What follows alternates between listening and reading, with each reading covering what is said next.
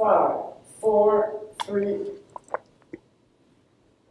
Oh, we're on. All right, and we're back here. I'm Dr. Feist, and this is a series of lectures and migraine-inducing investigations of the Nicomachean Ethics book. Well, we're in 6 now, chapter 3b. And in this chapter, we have already seen in a previous video, check it out if you haven't, in 3a, we're talking about the states of the soul and grasping truth. So remember, that's different than things like opinion or belief, where it can be kind of a state of the soul, but it's not a state of the soul that grasps truth. It may be accidentally related to truth, in the sense of a belief if you believe something and it happens to be true. So there's this sort of accidental connection between your belief and the notion of truth. But here we're talking about the state of the soul in which truth is possessed by the state of the soul. And so, in other words, it can't be wrong. So you've got the truth and everything's running. And as we've seen, there are different kinds of truth. So with all this talk of truth, it's not a bad idea to think back what Aristotle has said in the earlier parts of the Nicomachean Ethics, that is the earlier books. And in the earlier books, we saw that he talked about starting points, or the arche, right? And if you recall book 1, chapters 7 and 8, around in there, he was talking about the starting point, the arche, and he says back there, it can be well shown, that is, the arche, the starting points, can be well shown in different ways.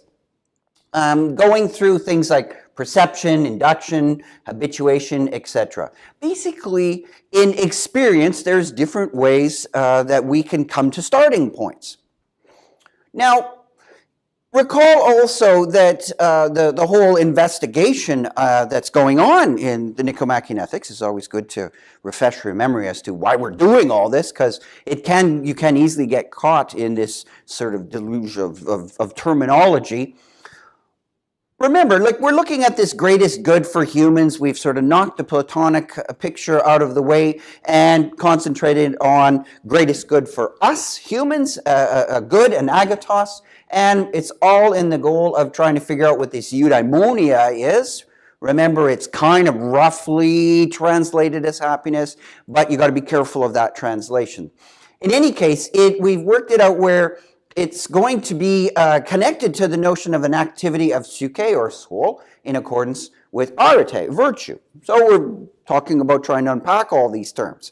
All right, so we're worried about starting points, and starting points with respect to various kinds of these activities of soul. And we've seen in chapter 3b, the previous video, we have these 5 ways of grasping truth, which was techne, episteme, phronesis, sophia, and nous. And I underline techne and phronesis. Techne, like technical, recall. Phronesis is like practical wisdom. These 2 guys here, those are concerned with truths about things that could be otherwise. So they're not eternal truths. They're still truths, though, but it's a state of the soul grasping truths about objects that could be other than they are. And as we saw with techne and phronesis, an important distinction was that between making and doing. And we haven't really got to this one yet, but the notion of making as tied to techne was essentially that it's a rational activity, that's true. So there's a truth to it. It's not just haphazard, but it's like a craft or an activity in which the end product is separate from the process itself. And I use the example of baking bread, right? So the bread is a byproduct of the process. It's the goal of it, but it's outside the process of the baking. Once the baking's all done, you say, oh, what a lovely loaf of bread. So phronesis is going to be a bit different. It's like baking bread. It's about an object that could be otherwise. It's not eternal objects and things like that, as loaves of bread aren't. They're contingent. They come into existence. And they're non-natural. That is, they're made by us. So keep that in mind, because Aristotle does make an important distinction between things that are natural in existence like a tree or some kind of animal or whatnot, that's going to have a different truth about it than bread, because we make bread, we don't make trees. And you got to remember, in Aristotle's view, actually nobody really makes a tree. Trees make copies of themselves, but there's no creation story in Aristotle where it's like there's a kind of maker. You find creation stories in other Greek philosophers. Plato has one in the Timaeus, but even there, it's a limited form of creation. It's not as in a notion of creation ex nihilo, let there be by a sheer act of will, creating something. It's not like that for either Plato or Aristotle. Certainly for Aristotle, there is a notion of continuity and eternity in natural objects. So that's why there's truths about them that are eternal, and they can't be otherwise. Whereas the objects that we make are not eternal, and they can be otherwise. And that's going to be grasped by either, if we make them, it's techne, and if it's an action, we'll talk about that, that's phronesis. So the ones that are concerned with eternal truths really are going to be, and I'll just put a little arrow here, this one, episteme, Sophia, and most importantly, as I'll point out, it's nous. All right, so there's a kind of a bit of a review. So back now to what I want to talk about in this video is namely picking up on epistemic. That is, as I have up here, that's about eternal truths. That's about things that cannot be otherwise, okay? Now this, if you think about things that cannot be otherwise as having a very large extension. That is, what kinds of things would fall under that? Well, certainly mathematical objects and items like that. But because Aristotle has a particular view of the natural order of things, many more things would fall under there than you would normally think, especially in our day and age. Like things like natural objects, like trees and pigs and cattle and all kinds of natural things that are not human produced. Well, when you start thinking of it this way, then the notion of episteme is actually quite broad. It's not as limited as one might think to just things like logic and mathematics. All right, so episteme deals with eternal things, eternal truths about things that cannot be otherwise. So it sounds a lot more confusing than it really is, but we're looking at a variety of things, and it's mathematical type things, but not necessarily mathematical things. As I said, it can be about things like trees as well. There are eternal truths even about the natural order, according to Aristotle. So Aristotle's notion of an episteme, sometimes translated as a science, is quite broad, much broader than the way we think about it, because we don't think that science, in terms of a modern understanding of science about things in the world, are necessary truths. Because, for instance, and I'll give you a thing that we can think about that really distinguishes our views from Aristotle, is we don't think of things like species, like dogs or pigs or whatever, as fixed and permanent, whereas Aristotle did. So when things are fixed and permanent, there can be eternal truths about them. We don't tend to think that things in the natural order have that notion of being fixed and permanent. All right, I'm getting a little bit ahead of myself, but I'll return to that in a moment here. What we're talking about now is when Aristotle says that we can have episteme, but not ultimate truths through episteme, he is basically saying, as he does say quite clearly, that the notion of episteme is a capacity to demonstrate. Now, there's two sides sort of to the episteme. The truth that the episteme, the state of the soul, grasps, which are eternal truths, and the state of the soul itself. What's it doing? What's going on here? Well, Aristotle, again, is talking about abilities and powers of the soul. And in that case, we have to be kind of careful. There's a subjective side and an objective side to this story. So if you're sufficiently confused, sorry about that. I'm not trying to confuse anybody. Let's break it down and explain it through, I think, a reasonably simple example. So let's have a look here. Here we have, let's call this a proof. I put it in scare quotes because it's not, a rigorous proof, just to give you an idea of the notion of proving something. In other words, as Aristotle says, this would be a demonstration. Okay? We demonstrate something. So this is where we're actually doing something like a deduction.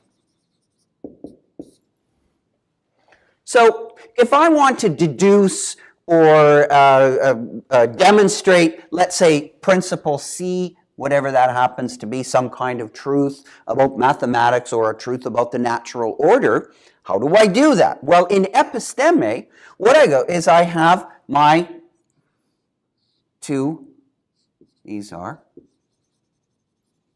my premises, and that, of course, is my conclusion. Well, what have we got? Well, I have demonstrated by using these kinds of eternal truths to get another eternal truth, principle C. The whole notion here of episteme is it's always working within the realm of eternal truths. It's always going from an eternal truth to another one. Now that's what's really important here, is it starts with eternal truth. Okay, so it starts with them.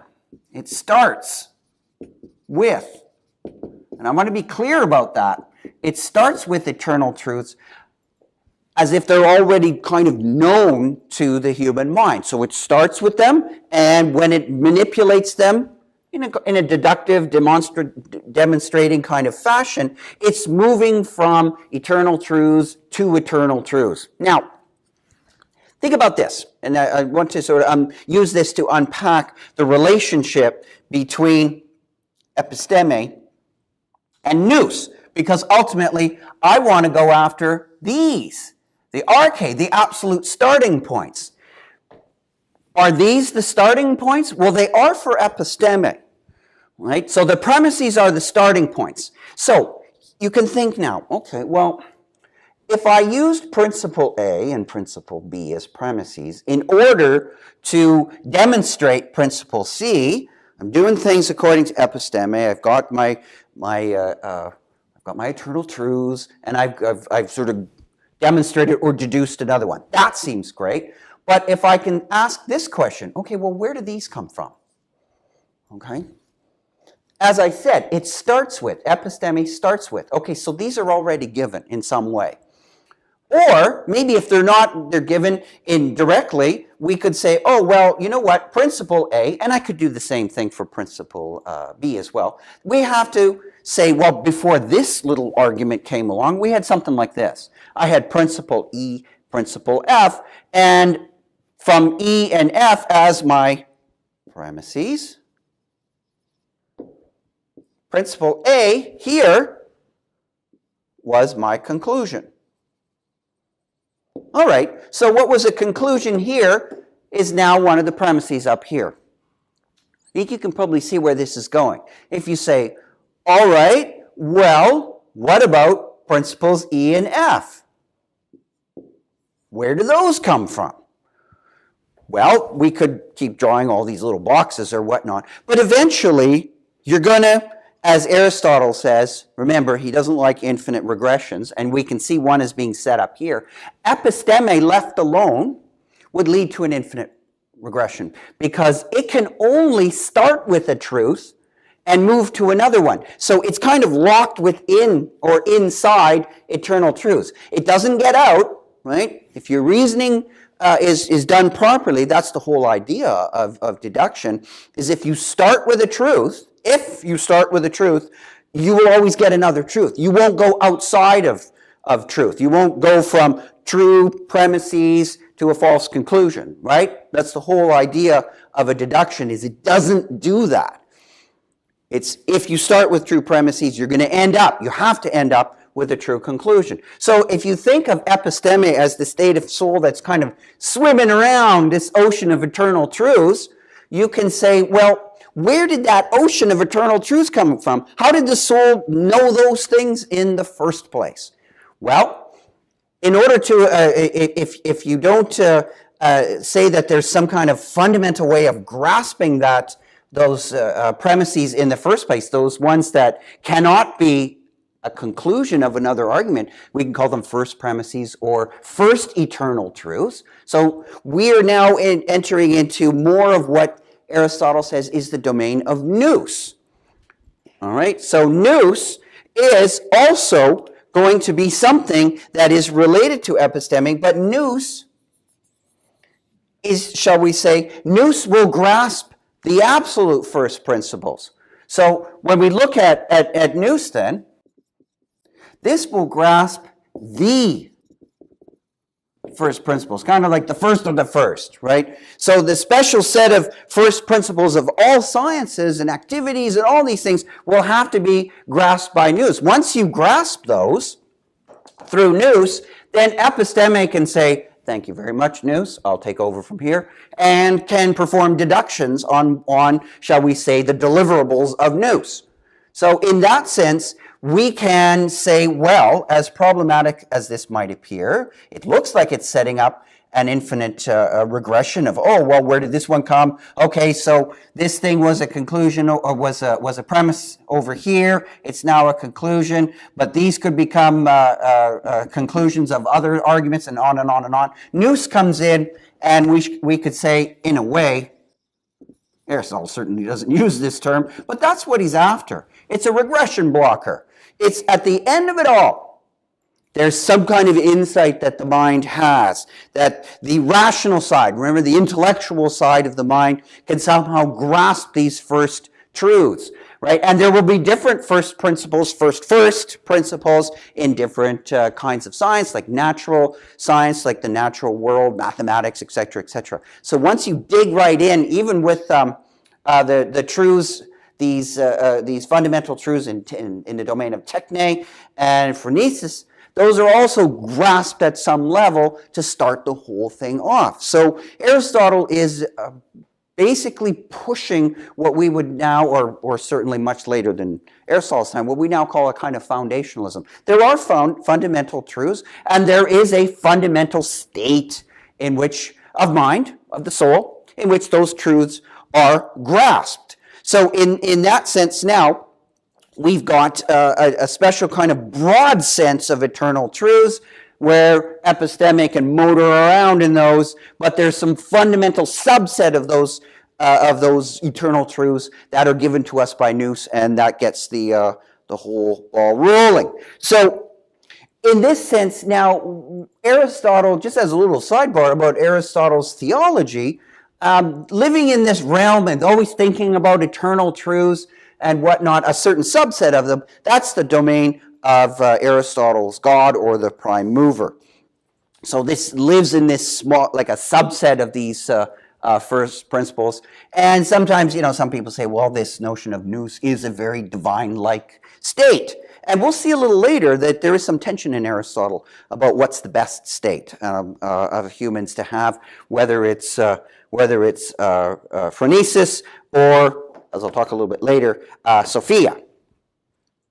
Now, so there's a way we can think of this also is that in your experiences, there are these kinds of ideal elements that nous is able to grasp, right? So our experience is reflective, directly reflective of this kind of order that the whole cosmos has. It's not something that we happen to know. It's something that we're directly plugged into. So in that way, Aristotle regards something like skepticism as ultimately nonsensical.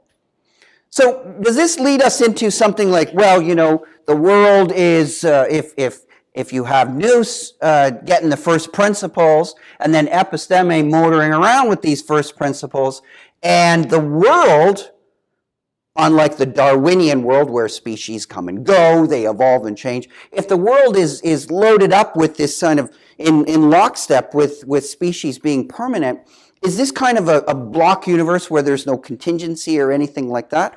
Well, no, that's not the case for Aristotle. There is, as we've seen, a kind of freedom of the will, and that's going to be in the domain of phronesis and techne, where we're making it, where we're making stuff, and we're having actions. So there is an openness to Aristotle's world, but that openness is primarily in the human part of the world, the things that we make and the things that we do. But the natural order is going to be, for the most part, kind of like all locked up, right? That species always stay the same, and so trees are always making copies of themselves as trees, and pigs make copies of themselves as pigs, and whatnot. And that's pretty well how things are ordered. Individual discrepancies can appear. So, for instance, let's say you're a farmer, and all of a sudden, hey, you've got a piglet, and it has 3 legs, right? You would not say, wow, something's really changed in the nature of pigs. They now have 3 legs. You would say, oh, that's a shame. This little piglet was born missing a leg. Why would you say that? Well, basically, is the notion of being a pig, right, will have a kind of structure to it and an essence, and there will be deviations from that, and that's how you make sense of statements like, well, this is kind of a pig, but it's missing a leg, so there's something gone wrong here, or whatever. Well, that's because of the general structure of the world order is fixed, and deviations will occur within it on the individual basis. So there would be all kinds of individual aspects of pigs, right? Like, you're a farmer and you have a bunch of pigs. The notion of being a pig is fixed amongst all those pigs, but they would have idiosyncrasies, like, slightly different shaped ears or whatever, or they would have different temperaments. If you've ever had dogs or whatever, you've had more than one dog in your life, there's certain things that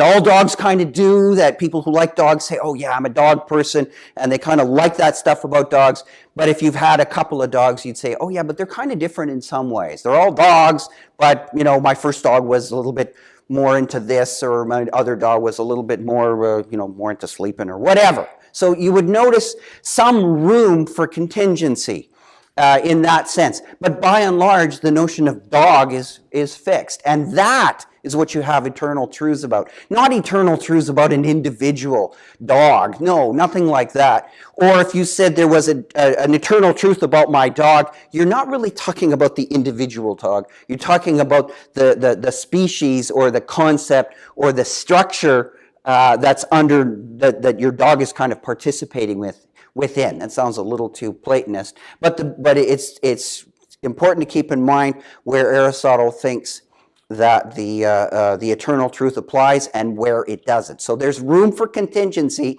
even though the regular world order that we live in does have a kind of fixed structure, and so episteme can work in this area. So Aristotle thought, to kind of modernize, Aristotle thought when a scientist, like what we would call a scientist, is doing science, that they're doing this kind of episteme, and they would have, rigorous demonstrations and of things. And we know that, of course, that's not how scientists work. Scientists really don't use deduction all that much. They use it to a certain degree, but it's mostly science mostly runs on induction. And of course, Hume is very famous in his critique of induction. That's a topic for another time. But even in his own day, I think it's safe to say that many scientists might have, or people looking at the natural world, as did Aristotle, would have problems with this notion of a demonstrated science of natural things. But anyways, for our point here, so why does Aristotle go into all this? Well, Aristotle has got a number of things he's trying to do in the Nicomachean Ethics. But what he's trying to do is ultimately, what falls out of this is, think about way back at the beginning when Aristotle was talking about methodology. So go way back to his comments on methodology.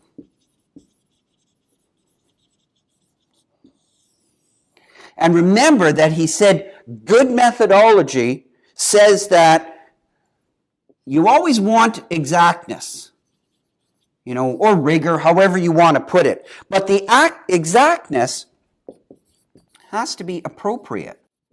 So in that sense, appropriate to what? To whatever you're investigating. So if you're doing ethics, you're really in this area of things like phronesis. You're not in the area of truths of techne, and you are certainly not in the area of truths that are dealt with by episteme or sophia. Nous plays a role in giving you ultimately your first principles, because nous can work through perception, induction, habituation, and all that. So that's fine. So nous is kind of flexible in that way.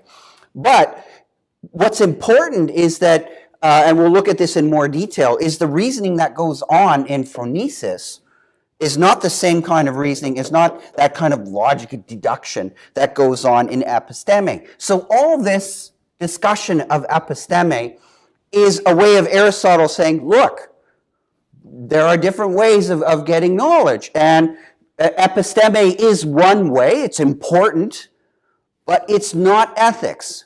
Right? That's not what we're doing. When you look and understand what episteme is, you'll realize that this has a certain kind of exactness to it, demonstration, and yes, that's appropriate to that, but this is not ethics. And so by setting these up as contrast classes, right, you get an idea of what techne is about, what episteme is about, and ultimately, this is what he wants to zero in on by showing that these two, right, have their own kind of methodology and thought. This one is somewhat related to this. This one's quite different than this. But we get a better idea of what phronesis, or sometimes called practical wisdom, is all about. So in that sense, we're going to look a little bit more detail in the next video as to what phronesis is about, now that we've got an idea of what episteme is, how nous plays a role in that, and so we can make sure that we don't confuse phronesis with episteme, because that's, as we saw earlier, that's like asking ethics to look like exactly and behave like mathematics and natural science, and that's a fundamental error. And as Aristotle said, that's actually being unreasonable to demand that ethics look like mathematics. And that's really, in his language, more technically put, that's to make the mistake of demanding that phronesis be techne, or worse, is demanding that phronesis be episteme, and that's a big error, or that phronesis be sophia, again, a big mistake. These have to be kept separate. And we'll check more into that in the next video. Stay tuned.